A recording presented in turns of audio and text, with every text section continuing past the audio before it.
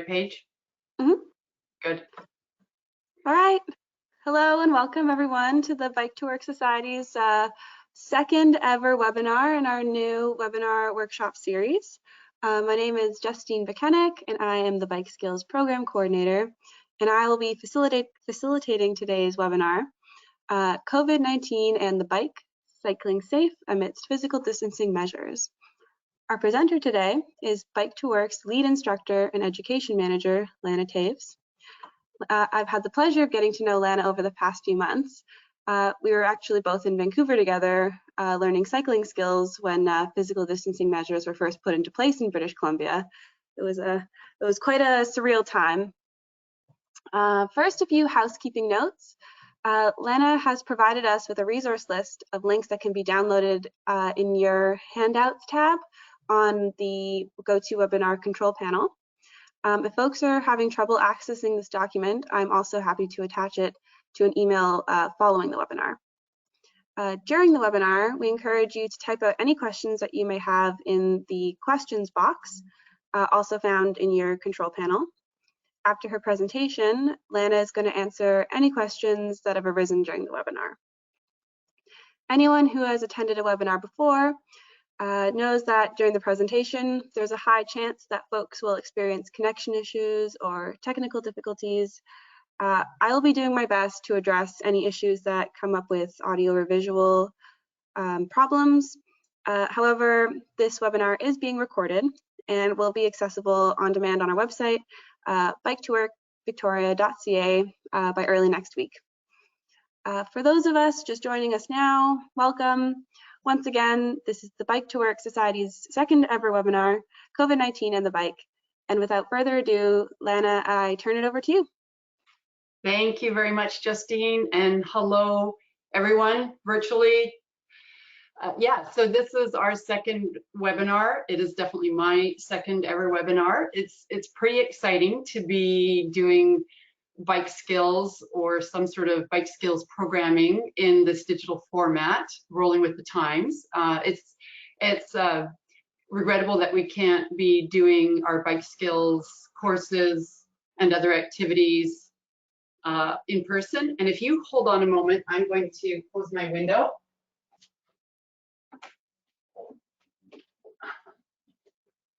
Working from home, someone decided to mow their lawn. But we're really glad to be connecting digitally. So I hope you can hear me. And so yes, going ahead, myself as an instructor, I have been working with the Bike to Work Society, well, since 2015. This is my 6th season. And I really enjoy teaching people skills and confidence and know how to enjoy their bikes, whether they're biking to work or biking with their kids to school or doing errands and just recreational enjoying themselves on a bike. I derive so much pleasure for myself. I love the freedom of riding on a bike, and kind of makes me feel like a kid again. So this webinar, COVID-19 and the Bike, Cycling Safe Amidst Physical Distancing Measures, we're going to be talking about how this pandemic is affecting road traffic, what's going on the roads, some responses by governments. We'll pan out and look at what's happening around the world and cities around the world, and then in Canada, and then down to what local municipalities are doing. And then we will look at how that's affecting cycling, numbers of cycling, and just changes in transportation, how people are getting around, and then move into some general principles that public health authorities advise people follow while cycling during the pandemic. I'll be talking about 30 minutes, and then we'll have a Q&A, so keep your questions coming, and then we'll have lots of time to discuss after. And I think Justine mentioned I'll be referring to some online resources, and those will be sent out to participants in a follow-up webinar. So moving ahead, the drill, Dr. Bonnie Henry says, we are just about to transition from the first phase of this pandemic that we've been living through for the last couple of months to phase 2, middle of May, essentially this long weekend. And yeah, phase 2 has some changes, but of course quite gradual. Still, if we're sick, stay at home. If we're lucky, we're working at home if we still have a job.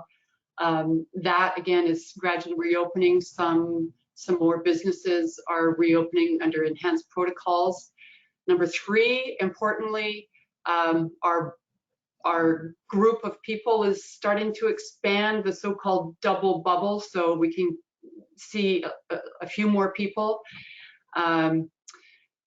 Don't gather in groups, big groups. That one really affects the Bike to Work Society. Our 26th annual Bike to Work and School Week is being postponed to the fall, we anticipate. And what does remain, of course, the through line as we move forward is the need to keep a physical distance from others when we are outside. So, of course, now this 2-meter force field around us is starting to feel maybe normal, but initially we had to think about familiar objects that were a similar size of 2 meters. It might have been a mattress, it might have been a moose. They were talking about that in northern communities. 2 golden retrievers. I see you dog lovers out there, that's my tribe. And happens to be about the length of a bicycle. So that 2 meters. Let's talk about, well, how this pandemic has affected every aspect of our lives, our economy, our society, our personal lives, where we get to go, how often we get to go out, and how we get around. And so what we've seen, you've probably seen images like this, is these freeways and interstates virtually empty. And everywhere around the world, cities have experienced a drastic reduction in traffic volumes ranging from 35 to 50%, even more. So Vancouver, Lions Gate Bridge, a familiar sight for many downtown streets in Vancouver, they had in traffic, in April, vehicle traffic down 47% in the general area, in the greater Vancouver area, and 55% in the downtown core. So along with that, fewer cars on the road, surprisingly note that speeding is also up. Some other impacts on transportation, that transit usage is down. Again, a lot of this isn't very surprising, but the numbers are staggering. TransLink ridership is down some 83%. But some good news, people cycling and walking are up, and we can see that, I'm sure.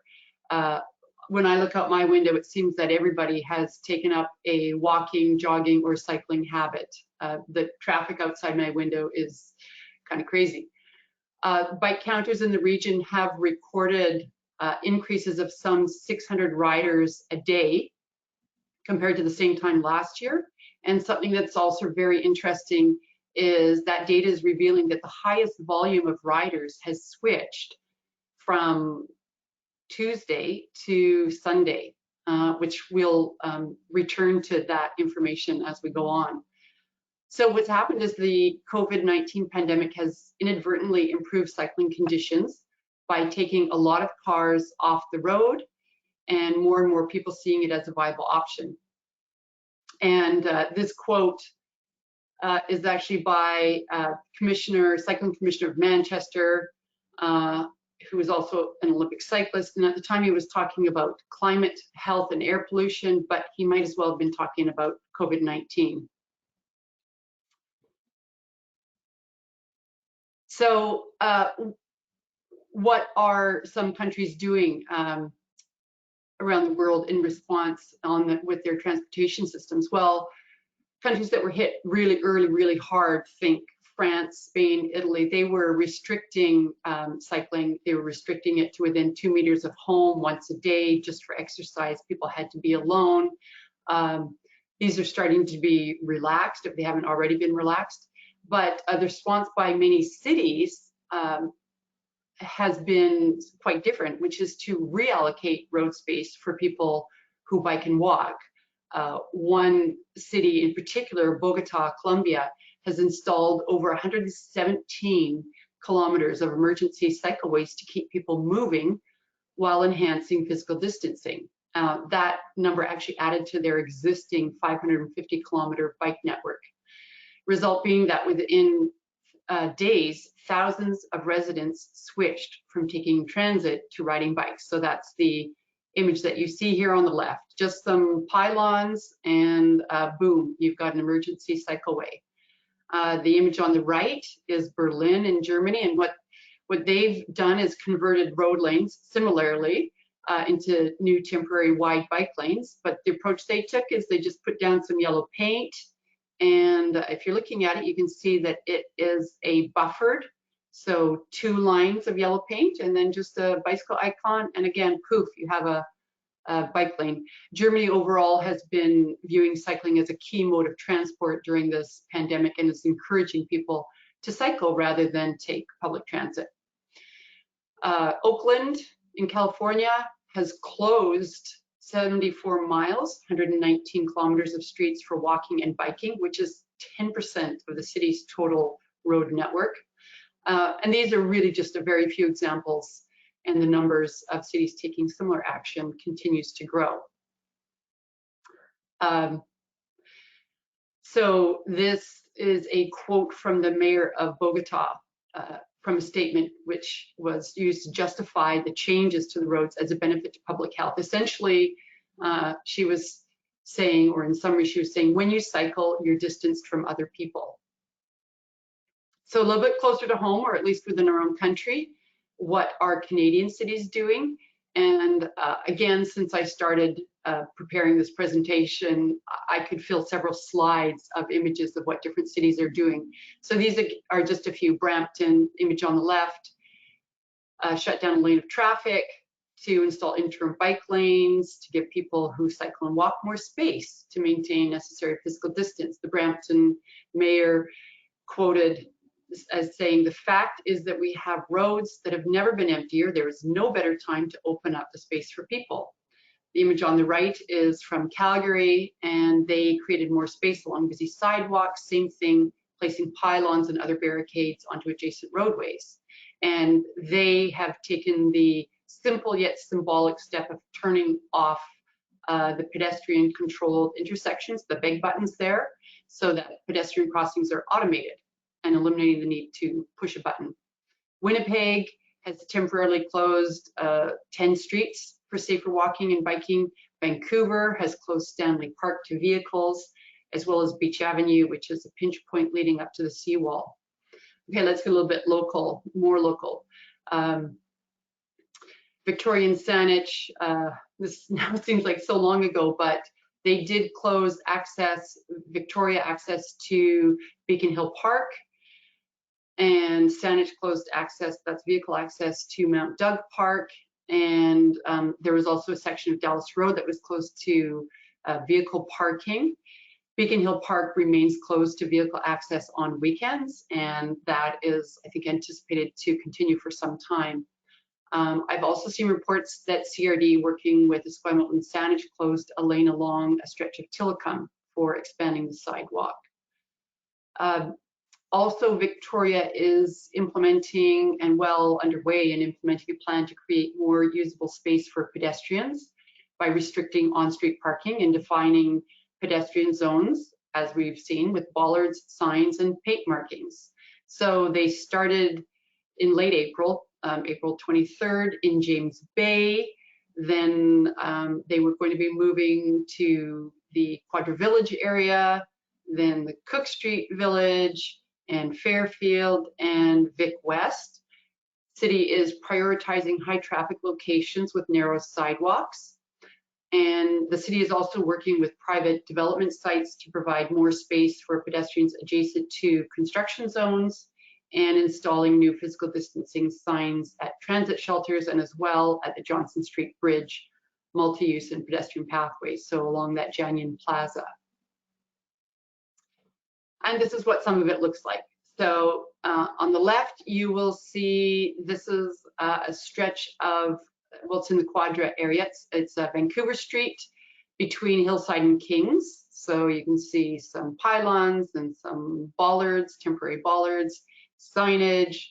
And then this is one of these pedestrian crossings, automated pedestrian crossings, that now you don't need to push the button, no need to touch. And that's at Hillside Avenue at Doncaster.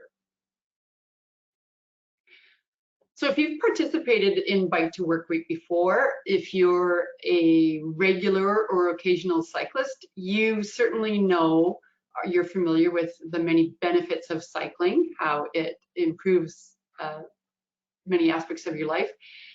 What I want to do is go over just some reasons that cycling is a particularly good option during these times of a pandemic that we're living in. It is a way to get around instead of driving a car and not cause virus worsening air pollution. We've probably all noticed how clear the air is and how well we can see the mountains, the Olympic Mountains in the distance.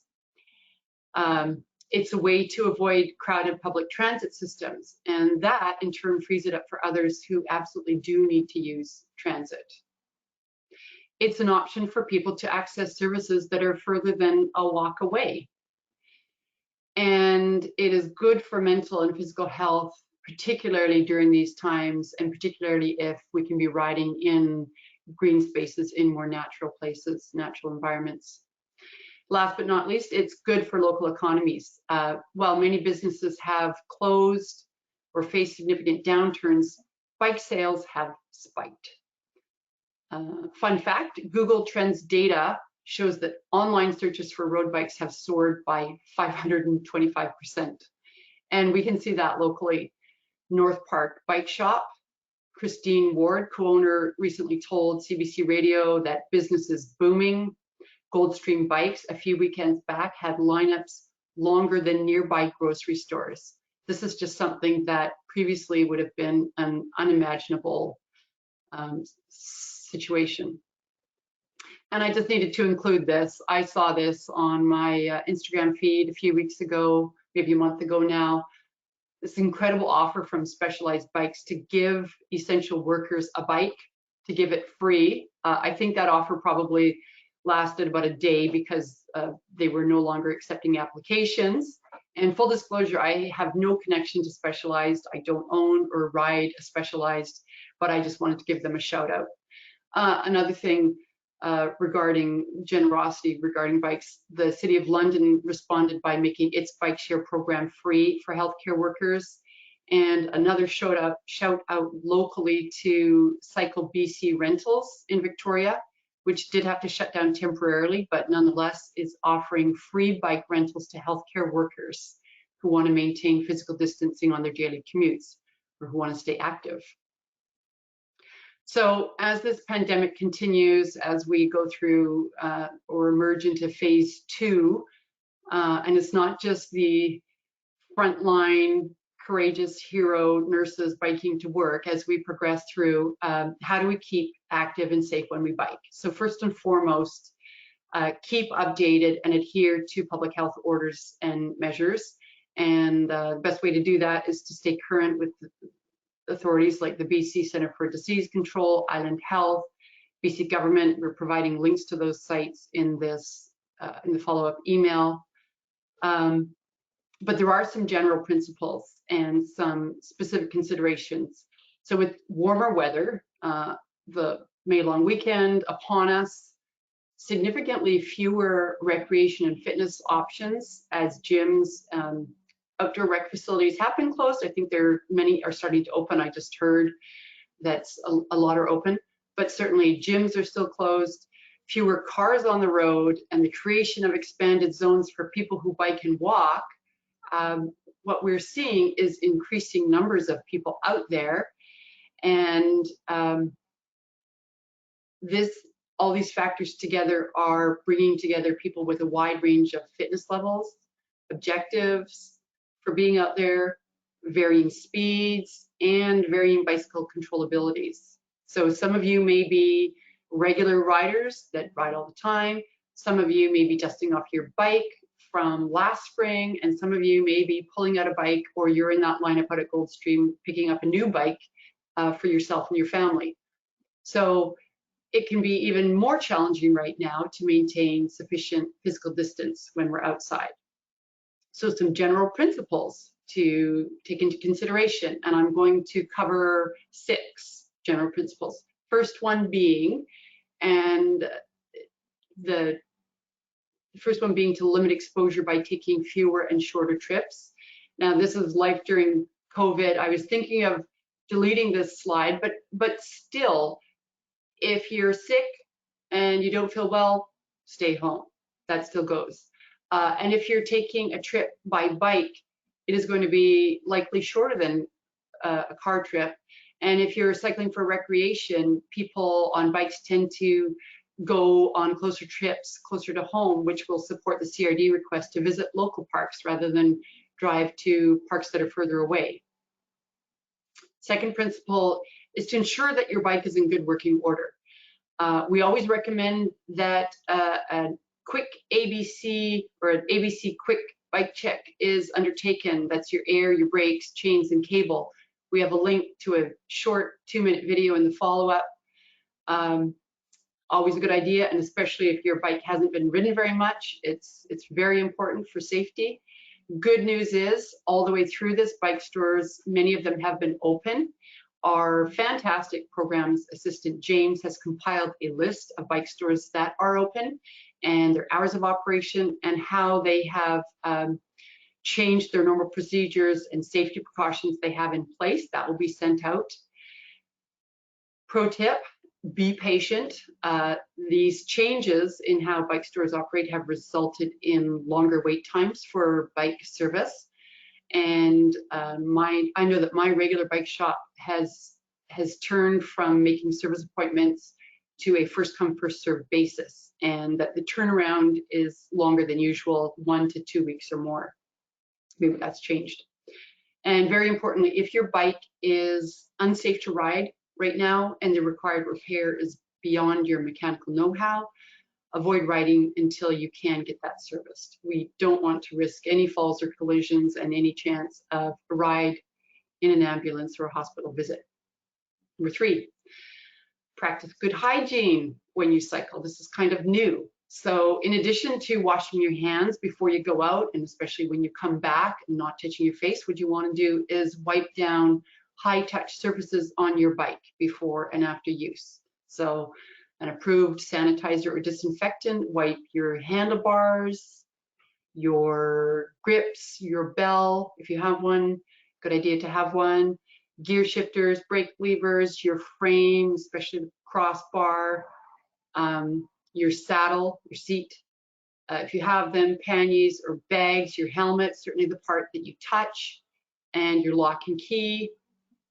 When you're locking your bike, you may encounter some challenges. Some bike racks are actually temporarily closed, so respect that. And do make an effort to keep your distance, if possible, from other bikes or bus stops or benches, things that people are touching. If you're not in Victoria, I live in Saanich, pedestrian controlled intersections are still active with big buttons. So use your elbow rather than your hand to activate those.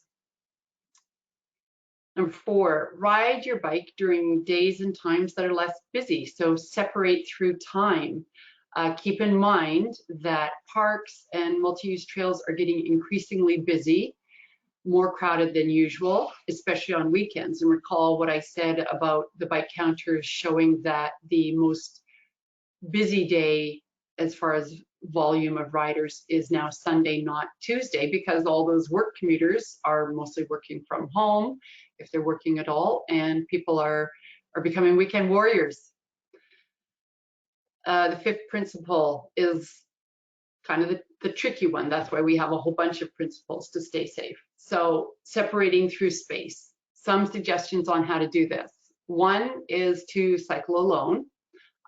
It's an initial recommendation. It's a good option for some people. Certainly many families are looking to cycling as one of the few remaining options for rec and fitness, and that's absolutely fine, and that's really encouraged. Group riding is not recommended at this time. I suppose if you've got a double bubble of your extended friends or families of 4 to 6 people, that's probably okay.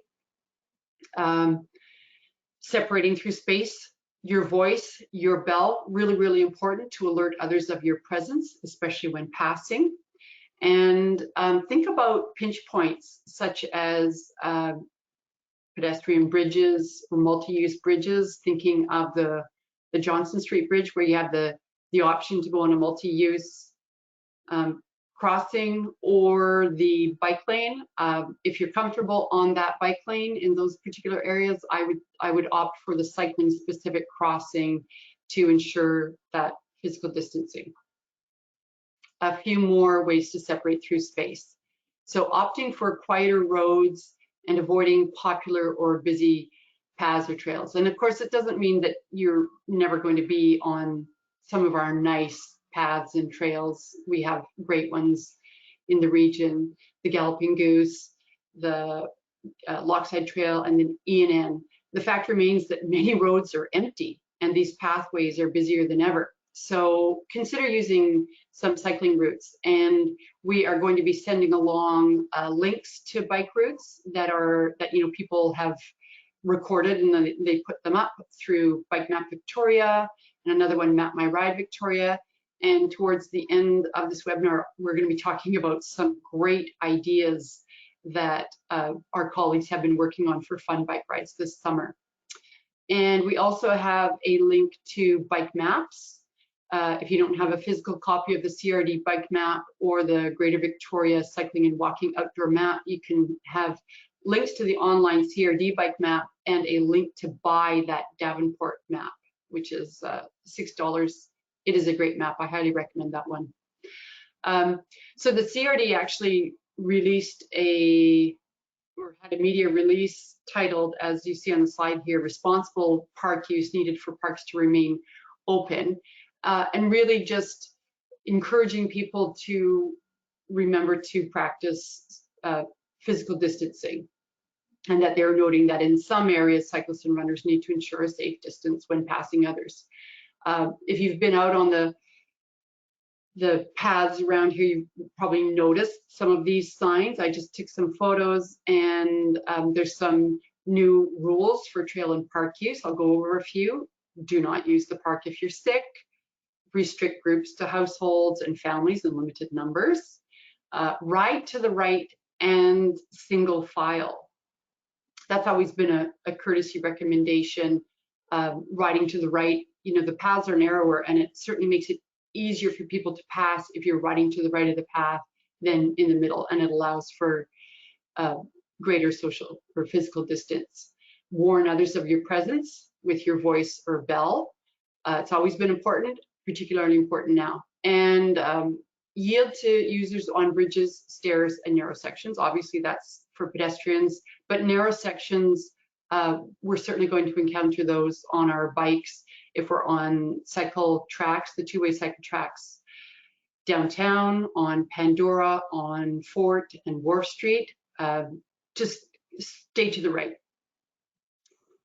And then this elicited a lot of discussion in the last webinar, which was the note at the bottom of one of those signs that be prepared to have limited to no access to parks facilities such as toilets, playgrounds, and picnic areas. The places that I've been, toilets have been open, although they've only had one stall available. But people were letting us know that there's still a lot of places where the toilets have been closed. So it's definitely good to know that before you go. And what did I want to finish off with here was to, not go ahead a slide, but to remember that when you're riding on these multi-use trails, it's always important to be patient, to practice good communication with others. Watch your speed. It's going to be really busy out there, and the multi-use paths have never been the best place to be going on a fitness ride where you want to ride as fast as you can if that's what you're interested in doing. That's the place to be on the roads right now. Use your voice or bell. Shoulder check. This is super important because if you're going to be moving over laterally, you want to make sure that someone is not doing the same thing behind you. And again, if there's cars on the road that are going faster because the roads are empty and we're used to empty your roads. Shoulder checking for safety, very, very important. And in general, allowing a little bit more room than usual when overtaking others. So this is a slight variation on Dr. Henry's mantra of being kind, be calm, be safe. I think when I'm out there, be kind, be patient, and be safe. Not everybody knows all the rules of the road. There's new riders out there. And so this slide is a bit of a controversial one. Certainly the study that it's referring to, that notorious Dutch-Belgian study about keeping, what was it called? I don't have the title of the study, but it's basically about aerodynamic equivalency. And the lead author, Bert Blocken, looked at whether the 1.5 meter, that's the European recommendation for physical distance, remains the same as a function of changing aerodynamics when walking fast and running and cycling. So this study, it pretty much blew up on the internet, some 9 million, over 9 million readers by mid-April. And it was really controversial for a number of reasons. Number one, it was a preprint, so it wasn't peer-reviewed before publishing, although right now a lot of information isn't peer-reviewed before publishing if it relates to COVID-19. Partly controversial because it was based on wind tunnel simulations and it didn't account for the effects of crosshead or tailwinds, but it's making recommendations about outdoor exercise. And partly, largely because of concerns that the recommendations regarding physical distances might scare some people away from these activities that are, as we know, so important for physical and mental health, especially during these times where we're staying at home more than ever. And what did it conclude? It recommended that for a person in line behind another person, as you can see here or here, the side view and the bird's eye view. So if one behind is in the slipstream of another person, as their speed increases, as well as the greater size of their saliva particles with increased exertion, mouth rain, we might call it, the equivalent physical distance becomes greater. That was their conclusion. So 10 meters for running and slow biking and 20 meters for hard cycling. The advice in this report was for people to walk, run, or cycle in staggered arrangement, as you can see here. And these are, again, the simulated modeling of the droplet dispersion. So basically to stay out of someone's slipstream in front. What do the Canadian experts say? I'm not going to give my opinion about the study, but according to Dr. Bonnie Henry, she said we should go outdoors. The risk of catching the virus would be infinitesimally small if somebody walks by you or runs by you, even if they are within 6 feet. Her counterpart in Ontario, Dr. David Williams, is slightly more tempered. He said, generally people outdoors will have more space to be apart from each other. Don't go to places where you think everybody else is going to go. Don't go at hours when everybody else is going to go. We've covered that. And lastly, Dr. Alison McGeer, a Canadian infectious disease specialist, said that the 2 meter rule is a safe rule, but nothing is absolute. And the good thing about being outside is you can usually stay further away from people. Generally, push the rule a bit when you're outside. Principle number 6 is about practicing safe cycling habits. That's what our society is normally in the business of doing. Helping people to ride safe, be confident riders, reduce the risk of a fall or a collision. So we'll be discussing more of these in future webinars, we anticipate, but I will go over just a few in brief detail of safety principles. One being giving yourself room to maneuver. Position yourself on the road to allow yourself room to evade harm and potential hazards. What does that look like? Generally about a meter or an arm's length distance between yourself and the curb, if it's a curb. If there is on-street parking, then you'd want to have that even more than a meter. Imagine that all the doors are open and you're riding far enough away that you wouldn't get hit by any of those doors. That's called the door zone, and you don't want to ever ride in the door zone. Good tip at all times is to scan ahead for pedestrians, for cars, car doors, potholes, sewer grates, broken glass. Right now, you want to be scanning ahead for people so that you can maintain appropriate, sufficient physical distance. Next principle of safe cycling is to be visible. And that means being able to see and being seen. This is the time of year where a lot of people start to leave their bike lights at home. But we would encourage that you still use your lights, front white light and rear red light. Your light is actually the most important piece of safety equipment to prevent crashes and injuries. Drivers often will say, I just didn't see the bike. We can think of our lights on our bikes just like we have running lights on the car, and they make us even more visible. Helmets, super important safety equipment. They help after the fact, post-crash. Reflectivity is also super important for a couple of reasons. If your light happens to run out of batteries and it's nighttime, then your reflectivity is always there. And reflectivity, if it's in your clothes or your shoes, it can distinguish that you are a physical body, you're a person, as opposed to just one of the lights that are out there. And then thirdly, to be predictable. And predictability, just as if you were a motorist on the road, we need to follow the rules of the road, stopping at stop signs, slowing down at yellow lights, stopping for reds, being in the appropriate lane. If there's lane markings, if there's a right-hand turn lane, you don't want to go in it if you're not turning right. Indicating what you're going to do by signaling. That's one of our instructors that you're seeing in the picture there, Patty, indicating that she's going to be turning right. So indicate what you're going to do and then follow through by doing that. You're predictable. I will suggest that you, if you can see this, refer to the Bike Sense manual. In our courses, we always hand out a copy of this. You can access this online. It has a lot of information about safe riding and especially cyclists and the law, the BC Motor Vehicle Act. So that's kind of it for my presentation. What's next? We have another webinar coming up next Friday on bike maintenance fundamentals. I think we had a survey and there was a lot of interest in basic bike maintenance. So next Friday from 11 to 12, Todd will be conducting that one. And this is super exciting. This is ongoing.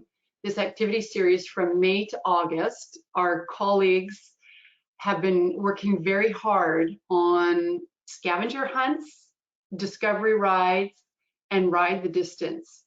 The neighborhood scavenger hunts, we've already had 2 released for the Royal Oak and Cordova Bay neighborhoods, as well as Fernwood. There's about 10 to 15 clues. It looks like it's just a ton of fun, especially for families with kids. Then there are discovery rides, and these are catered to people who are more recreational riders. The distances are, I think, maybe 15 to 20K. Justine can correct me on that. But there's points of interest outlined in each ride package. And you can submit information about your experience from the ride, what you've learned, discovered, or experienced. There's lots of focus on natural history. First 2 routes are out. One is Gordon Head and Ebikes, and the second one is on the Saanich Peninsula. And then the third series, this one here on the right, Ride the Distance, is for experienced cyclists looking for a new route or a new distance challenge. They'll range in distance and difficulty from 25 to 100 and more kilometers. So every 2 weeks, there will be 2 new scavenger hunts and discovery rides released for 2 new neighborhoods. So there's going to be, I think, scavenger hunts for about 15 neighborhoods in total. And there will be a new Ride the Distance route every 2 weeks from May to August, which is just fantastic. More details are online at gvcc.ca/themed rides, including downloadable Google Maps for each route. There are prizes, obviously. We always have prizes to be won. Deadlines for entries to win those prizes, and I believe the first cutoff date is coming soon on May 18th for the scavenger hunt. Justine, have I missed anything on that topic? No, you covered it, I think. Yeah, I would just suggest to all the folks to check out the GVCC website with all the information. There's really great graphics. You'll see they're the same as the posters that were on the previous slide. Super. Thanks. So that concludes what I have to say, other than if you do miss what we normally do this time of year, the Bike to Work Week was planned for next week. As we say, we're postponing it till the fall. That's what we anticipate. And we have lost right now a significant means of generating our income by not being able to offer our bike skill courses in schools, in the community, in rec centers and workplaces. So if you support what we do, consider joining us, becoming a member. It's more important than ever. And we've partnered with the GVCC, so you could go to their website and consider membership. Thank you. I look forward to discussing any questions or comments that are out there. Thanks so much, Lana. Yeah, we really appreciate you putting all the effort into making these presentations and looking out for the Bike to Work Society. Thank you everyone for attending our webinar. We're having a Q&A if you'd like to stick around. I have a few questions here already. Once again, the question box should just be on your control panel, and feel free to add any more. There's still time. So from Chris Peterson, we have a question. What are the rules regarding electric wheelchairs, scooters, electric skateboards, segways, and such in bike paths? I respect their rights, but it creates issues out there. My understanding is that, well, let's start with e-bikes. So an e-bike is considered, e-bikes are allowed on our multi-use trails. So scooters and segways, I think as long as they're electrified and without a motor, so a gas motor, and they don't go faster than 32 kilometers, which is the rules around an e-bike, then they would be allowed on multi-use trails. Does that answer your question? I think that would answer it. Well, you can follow up if not, but I think that like I haven't looked specifically into every other electric version, but I would think that the rules are probably the same as for e-bikes. So an electric motor, not gas powered, and maximum speed 32 kilometers per hour. Now an e-bike also, to be legal, needs to have a particular stamp authorizing it as, you know, Canadian e-bike. So there may be more specifics there. And it really does sort of get to the nub of how to use our multi-use trails. They are used by so many different users with different objectives and intentions. People walking, people with limited mobility, limited sight, little kids learning to ride on push bikes that are going all over the place. So some people refer to them as MUTs, multi-use trails. They're just a little bit of everything, and really just controlling your speed, being patient, communicating with other users, and not expecting to be going certainly as fast as you can, especially in these times and on the weekends when it's really quite busy. Thanks, Lana. Another question from Annie is just wondering about people who aren't respectful when sharing cycle paths and roads. It's stressful, so any suggestions for getting people to be more respectful of all age demographics?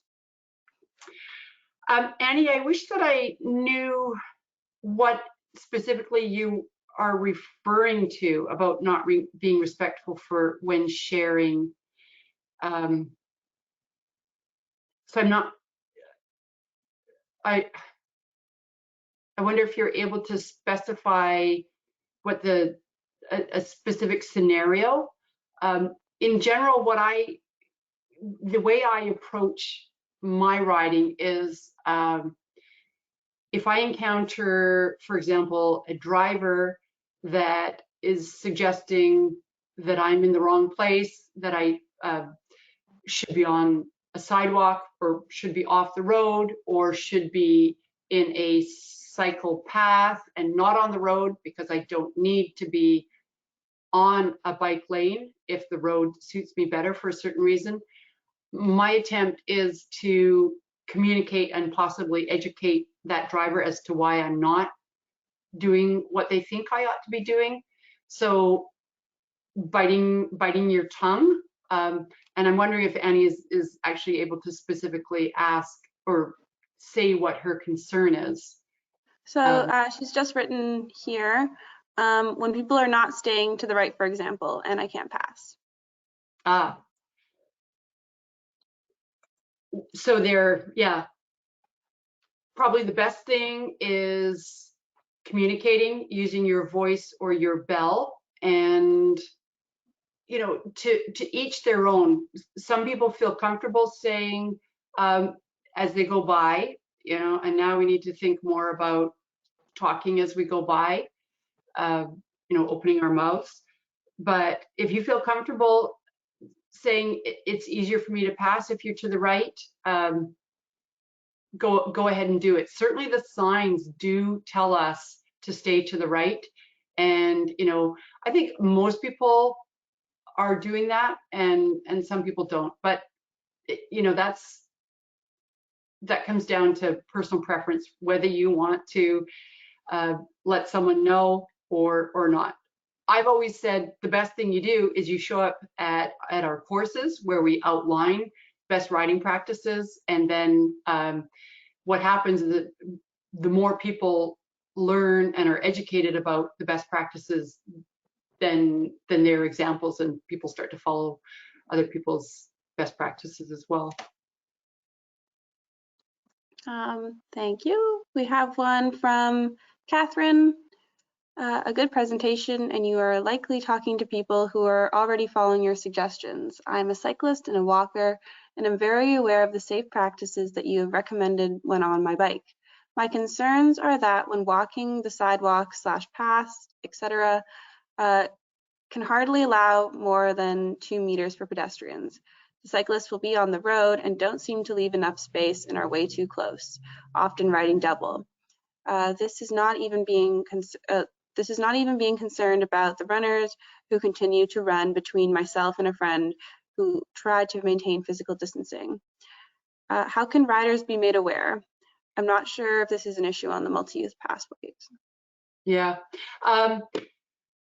Catherine, yeah, this is all so new. Like crowding has been a problem in places before.